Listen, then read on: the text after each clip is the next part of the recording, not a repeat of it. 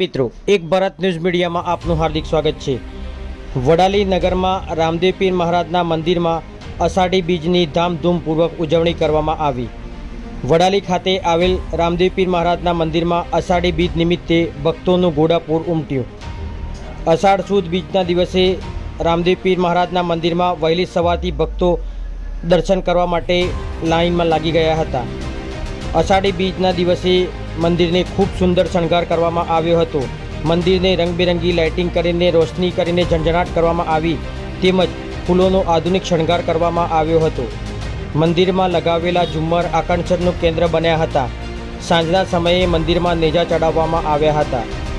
અષાઢી બીજ નિમિત્તે રામદેવ પીર મહારાજના મંદિરમાં સાંજના સમયે સમૂહ આરતીનું આયોજન કરવામાં આવ્યું હતું।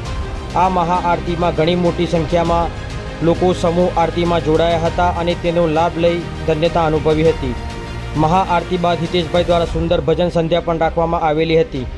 વડાલી નગર તેમજ આજુબાજુના ગામના લોકો મોટી સંખ્યામાં રામદેવ પીર મહારાજના મંદિરના દર્શન કરી અને પ્રસાદ ગ્રહણ કરી ધન્યતા અનુભવી હતી।